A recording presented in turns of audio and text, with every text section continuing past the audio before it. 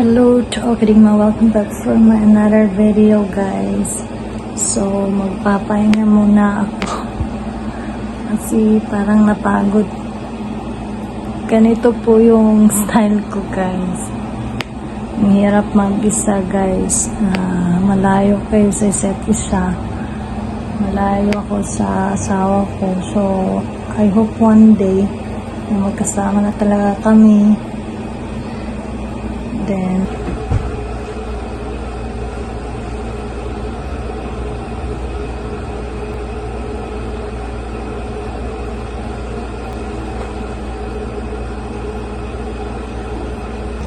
kasi guys, gusto ko sanang matulog pero ang bilis ng hindi naman as in mabilis yung ng kabog ng heart ko. Kasi wala na akong gamot. Parang napifeel ko yung heart na bumibilis konti. Pero okay naman siya kaysa before nga. Hindi talaga ako nagtitake ng gamot. So, parang sana yung katawan ko na inom ng gamot.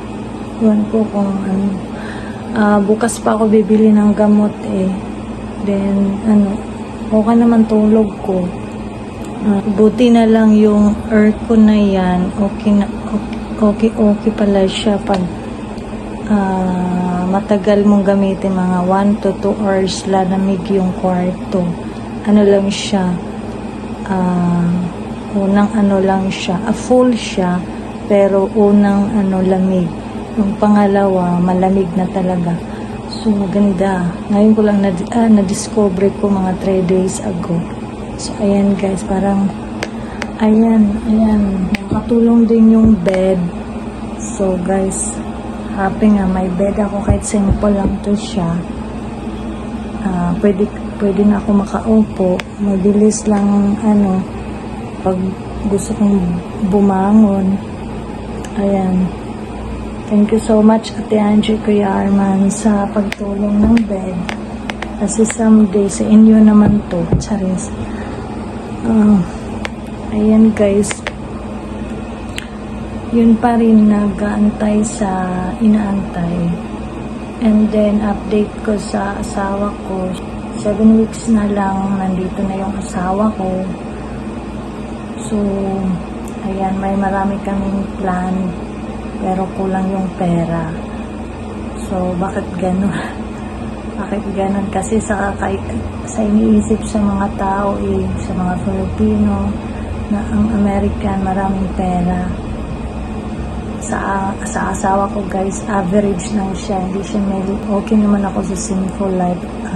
Importante nga magkasama kami the rest of our lives.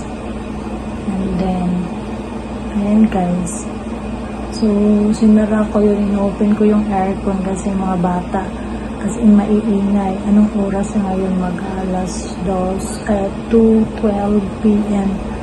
So maingay sila, naglalaro. May bago kasi dito sa kabila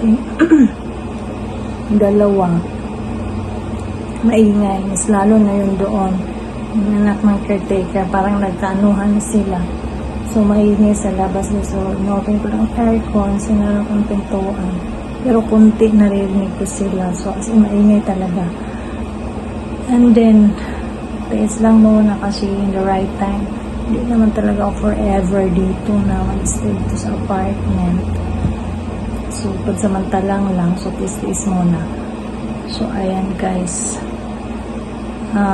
Kinain ko kanina yung leftover ng binili ko kahapon na sinigang na baboy.